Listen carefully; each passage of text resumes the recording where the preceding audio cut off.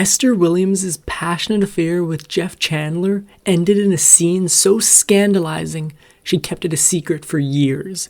It wasn't until she published her shocking tell-all that the breakup's sordid details came spilling out. Esther Williams was the undisputed queen bee of one of the most baffling Hollywood subgenres, the Aqua Musicals of the 40s and 50s. No one rose out of the pool depths with a smile, no less, quite like Williams. But who was she really? Competitive athlete? Pretty pinup? Feisty feminist? Kept woman? Williams somehow managed to be, at different times in her life, all of these things and more. Let's dive a little deeper into these facts about Esther Williams, Hollywood's mermaid. Before Esther Williams' birth, her family had relocated to Los Angeles because of her big brother's burgeoning film career. Esther was born soon after the move, and her dad hadn't had a chance to build any bedrooms in their new home. So, in 1921, the living room became the delivery room for baby Esther. But even that inauspicious beginning almost never happened. When she got older, Esther Williams made a disturbing discovery. She learned that she was an unwanted child. She was the fifth of five, and her mother was done raising children. When she was carrying Esther, Beulah Williams tried to end the pregnancy. Her unsuccessful attempts included going horseback riding and jumping from furniture. Beulah didn't lose Esther, but she did get her wish in a horrifically twisted way. Esther Williams wasn't the only star in the family. Her older brother, Stanton, actually had a showbiz break of his own. Academy Award-nominated actress Marjorie Rambeau noticed him and thought he had a chance in movies. Stanton made 2 films, but then the unthinkable happened. Stanton's colon suddenly burst, and he didn't survive. Sadly, there was more tragedy awaiting the Williams family. About 5 years after Stanton passed, Williams' mother, maybe in an effort to replace her lost son, invited 16-year-old Buddy McClure to join the family. McClure had recently lost his mother, and so the fit seemed perfect. But McClure was hiding a terrifying dark side. Late one night, McClure caught young Esther alone and raped her. Esther kept what had happened to herself, living in fear of her parents' house guest for 2 long years. But the ordeal didn't end there. Williams finally confessed what had happened to her mother, who confronted McClure. While he did admit to her what happened, she took mercy on him at first. Eventually, she kicked him out and the family never saw him again. Esther Williams needed an outlet to move on, and she eventually found one that would change her life altogether. Williams found solace in the water and became interested in competitive swimming. While the ocean was fine, she preferred pools and took a job counting towels to ensure her admission at the local one. She also found a quick leg up by learning strokes that other female swimmers didn't practice, including the butterfly. After Esther Williams won 3 U.S. national championships in swimming, impresario Billy Rose noticed her skill and beauty. Rose was running a show called Aquacade, which was an over-the-top music, dance, and swimming extravaganza. Rose offered Williams a part in the show to replace a departing performer. A stunned Williams jumped at the job, but she soon ran into trouble. While working in Aquacade, Williams co-starred with Olympic swimmer and actor Johnny Weissmuller. Later in her memoir, Williams spilled the tea about her heartthrob co-star. Williams wrote that Weissmuller was constantly trying to seduce her, but the Tarzan portrayer's ape-like attempts at courtship didn't impress Williams. She ended up turning him down, repeatedly. Besides, Williams had her eye on someone much more dependable than a Hollywood actor. When attending Los Angeles City College, Esther Williams had met doctor-in-training Leonard Kovner and fell hard. The two tied the knot on June 27, 1940, near San Francisco, but their whirlwind romance wasn't the fairy tale that Williams expected. She said of her husband, he was smart, handsome, dependable, and dull.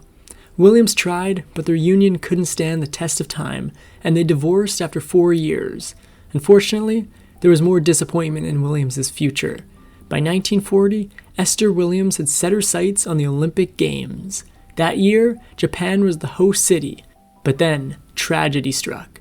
Tensions that were leading to World War II caused the IOC to cancel the Olympics. Williams' dream of winning gold were completely shattered.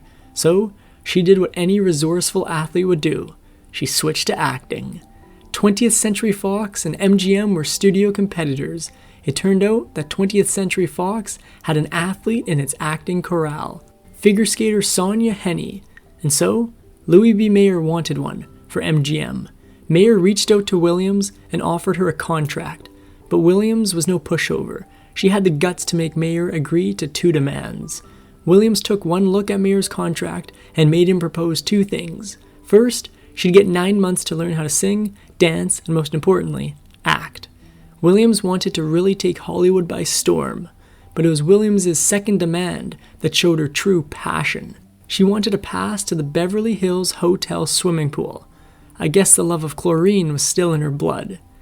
Williams was soon ready for her big screen break, but sadly, it would take another star's downfall to make it happen. Screen legend Lana Turner had just eloped with musician and all-round womanizer Artie Shaw, and MGM didn't like it. Turner was up for a leading role opposite Clark Gable, but MGM suddenly retracted it and offered the part to Williams. There was just one problem. Turner really wanted to be in the movie, and so she'd do almost anything to make it happen. But this wasn't just a simple feud between starlets, and MGM was using their position to manipulate both women. See, they'd only offered the part in Somewhere I'll Find You to Williams in order to get Lana Turner to do what they wanted. But Turner was committed and eventually found her way back into the film, leaving Williams high and dry. She needed something to jumpstart her career. Luckily, it was just around the corner. The same conflict that had taken her Olympic dreams away now provided Williams with a break. Because of World War II, U.S. servicemen needed entertainment. Williams wasn't an A-list actor, so she received the less than glamorous role of entertaining in hospitals. To find material, Williams and her publicity assistant tuned into the radio shows of comedians Bob Hope and Jack Benny, and literally copied their jokes. Anything for the U.S. Army. But Williams also came up with a few hilarious bits of her own. Part of her hospital routine involved dragging servicemen on stage to do fake screen tests. The scenes for the tests were very romantic in nature, but the lines the servicemen had to say were always rejecting Williams' amorous advances. This, of course, would cause the injured audiences to erupt in laughter. But then, Williams would do something that made it impossible for the GI to refuse her. Just as the servicemen had denied Williams' flirtatious advances many times, Williams pulled her tearaway clothes, both sweater and skirt, and revealed her outfit underneath, a gold lame swimsuit. At this point, no man could say no, and the scene would end with a playful kiss. Williams' popularity with men in service was rising, but no one expected what came next. In 1943, a signed photo of Williams became part of an international and very unofficial competition. The servicemen in the navies of various countries fought over the photograph in a series of competitions, but they went way too far. One of the competitions left 4 men hospitalized. All this fuss over a single photograph of a woman in a swimsuit. And the signature on it? Esther Williams never actually signed the photograph that there'd been such a fuss over. There were 2 friends in the Royal Australian Navy, and one of them, as a joke, signed a photograph of Williams to his friend. He wrote, "To my own George, with all my love and a passionate kiss." The competition for this forged photograph became so famous the story was retold in a documentary in 2007. Still, it got her name and face out there, and people found it hard to forget. In 1944, Esther Williams finally got her chance to shine on screen. She appeared with comedic actor Red Skelton in a film that was supposed to have the title Mr. Coed. The story was about a man who, in order to get back with his swimmer fiancée, enrolled in a women's college. The studio was so impressed with Williams' work on the film that they changed the title to Bathing Beauty to take the focus away from Skelton and onto Williams. And boy, did it ever work. To promote Bathing Beauty, MGM flooded the media with photos of Esther Williams in her bathing suit, even though there weren't that many swimming scenes in the actual movie. For the premiere at the Astor Theater, MGM ordered up a billboard an enormous 6 stories high. On it was Williams diving straight into Times Square. The ad's cheeky slogan read, "Come on in, the story's fine." Williams had found her niche, and MGM was going to exploit it. Bathing Beauty went on to become a huge commercial success, and MGM saw a future in swimming-themed films. They invested some serious money into Williams as a box office draw. On the MGM lot, they constructed a pool, but it wasn't just any ordinary pool. It was an enormous square, 90 feet by 90 feet and 25 feet deep. The pool cost $250,000 and also had a special camera that followed Williams' every stroke. There was, however, a more dangerous entity lurking in the pool's depths. At the center of MGM's pool was a hydraulic lift, which they used to raise Williams out of the water, 50 feet above the surface of the pool. The contraption was an accident waiting to happen. As we'll see, it eventually made a victim of Williams. MGM was becoming aware that swimming movies were box office gold, so they took any old script they had lying around and changed it into a swimming movie. Williams later said that all MGM did was change my leading man and the water in the pool. Williams knew she was making money for MGM, and it seemed to be going to her head. MGM head honcho Louis B. Mayer was a scary man. When he scolded his stars, they usually just took it, but not Esther Williams. She once told a stunned Mr. Mayer to stop yelling at her and that he couldn't scream at her until he could reach the end of the pool faster than her. And Mayer wasn't the only recipient of her rage. Williams understood that she wouldn't be receiving any nods from the Academy for her acting, but she was also acutely aware of how much money her films were making for MGM. She once told Deborah Kerr, who appeared in more serious films for MGM, that all she had to do was make one of her lowbrow water movies and it would pay for two of Kerr's more highbrow ones. Bam! Williams knew her worth. Well, at least she did at work. Elsewhere, that was a different story. Williams' first marriage ended because her husband was dull, so for marriage number 2, Williams did a complete U-turn. Ben Gage was a singer and actor who Williams had 3 children with, but their supposed happily ever after had a chilling dark side. Gage was also an alcoholic and a parasite who wasted $10 million of her money. In 1947, Esther Williams was busy in Mexico working on Fiesta with Fantasy Island star Ricardo Montalban. That's when her wild husband Gage decided to show up on location, presumably to make Williams' life miserable. Gage got into a fight with a staff member of the hotel and then got taken away by local authorities. The next move, the Mexican government asked Gage to leave the country and never return again. But this wasn't the worst problem on the set of Fiesta. While filming Fiesta in Mexico, Williams witnessed a series of disturbing catastrophes. More than a few of the stuntmen were actually gored by the bulls, which they miraculously survived. But more dangerous than the bulls was the cuisine. The director, photographer, and another crew member decided to try the local street food. Both of them contracted cholera and subsequently passed, but there was more danger in store for Williams in her next film. Films which included swimming were new to Hollywood, so the costume designers were often at a loss as how to create the outfits that could tolerate getting soaked. One such outfit was a plaid flannel piece for 1947's This Time for Keeps. The thing got so heavy when it got wet that it dragged a horrified Williams to the bottom of the pool. Williams was stuck at the bottom of a pool, weighed down with her flannel swimsuit. The young star was running out of air and realized she only had 2 choices, drown or de-suit. Of course, Williams chose the latter, but had to shamefully resurface wearing nothing but a smile. All this swimsuit frustration led Williams to a new career. In 1952, Esther Williams noticed that the women in the U.S. Navy had rather shapeless swimming suits as part of their uniforms. At the time, Williams was a spokesperson for Cole Swimwear, and she put forward a Cole design as a potential replacement. After Williams modeled the suit for the Secretary of the Navy, they immediately bought 50,000 of the Cole swimsuits. Sadly, this did not fix her problems in the film industry. The film was 1952's $1 Million Mermaid, a biopic about Australian swimmer Arnett Kellerman. The first problem was the costume. The designer used 50,000 gold sequins, which was a lot of weight, especially if you're swimming in it. To make matters worse, she also had to wear a crown made of aluminum. It wasn't heavy, but it was rigid. Then there was the dive. While wearing this elaborate outfit, director Mervyn LeRoy expected Williams to perform an outrageous stunt. He wanted her to dive from a height of 60 feet. Williams agreed, and the hydraulic lift carried her up.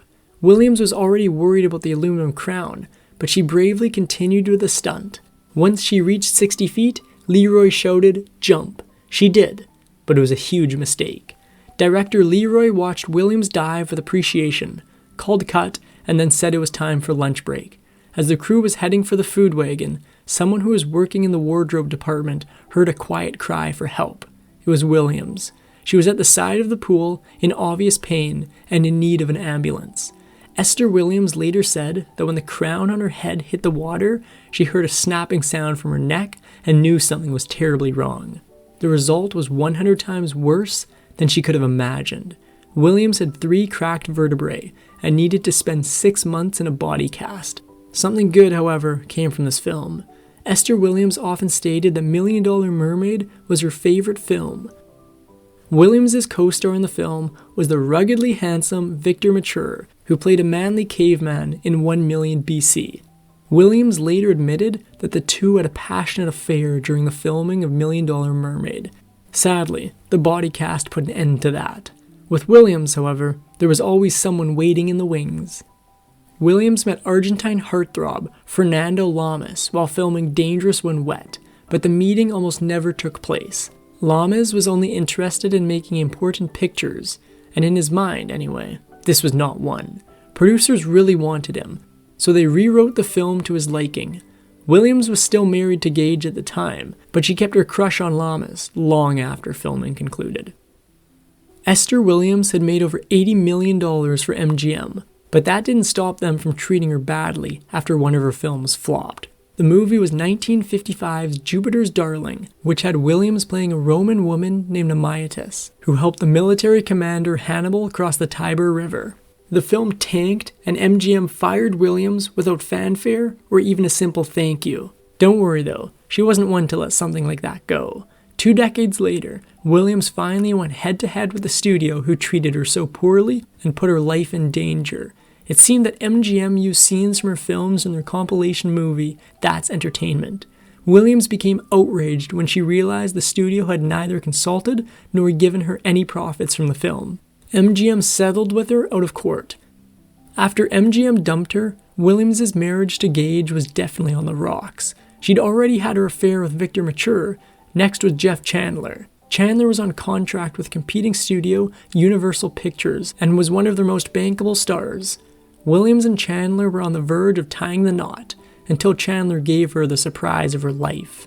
Williams tells the story of walking into her bedroom and seeing Chandler in a way she'd never seen him before, dressed in a gown, wig, and high heels. Williams ended the relationship immediately and told no one.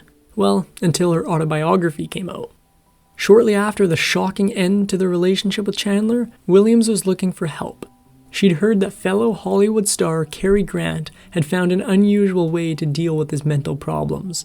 Williams immediately contacted Grant and found out his secret. It was psychedelics, which Williams later called instant psychoanalysis. By 1959, Esther Williams had finally had it with her husband's mishandling of her hard-earned cash. With Gage watching the books, they were in debt to the IRS for the sum of $750,000. Williams wanted a divorce, so she stated her case to the judge. What she said was unforgettable. She told him, "I'm really tired of being what my husband does for a living." What could the judge say? He granted the divorce. Remember how Williams had put a pin in Argentine actor Fernando? Well, now that she was single, she was ready to remove that pin and enjoy herself, especially after her miserable existence with her crooked ex-husband Gage. So, in 1961, Williams and Fernando became official companions. Unfortunately, Fernando was not without his quirks. He wanted a wife that would do all the cleaning and cooking and fetch him drinks when he ordered them. He even burned all of Williams' pictures of her ex-husband. Before Fernando would agree to marry Williams, he asked her to do something extreme. Fernando made an ultimatum: cut ties with the children or lose him forever. Shockingly, Williams chose Fernando over her children. So there she was, no career, no children, just her husband. You'd think this marriage didn't have a chance, but Williams' description of it was jaw-dropping. She said her marriage to Fernando was the apple in the sky. Williams stayed with Fernando until he passed from cancer in 1982. Once Fernando was out of her life, Williams got back into hers. First, she got back with her kids, which must have been a long overdue reunion. The next stop was her career. She no longer wanted to act, but she took the opportunity to launch her own line of swimwear, which is still on sales racks today. In 1994, Esther Williams walked down the aisle for a final time. Her husband was actor and writer Edward Bell, who was 14 years her junior. The two remained married until Williams' passing from natural causes on June 6, 2013. In a fighting tribute to Williams' love of spending time in water, she arranged to have her ashes tossed in the Pacific Ocean. That is going to bring us to the end of the video on Esther Williams. If you enjoyed the video, leave a like rating, subscribe for more, comment below, and Factinate will be back with a brand new video very soon.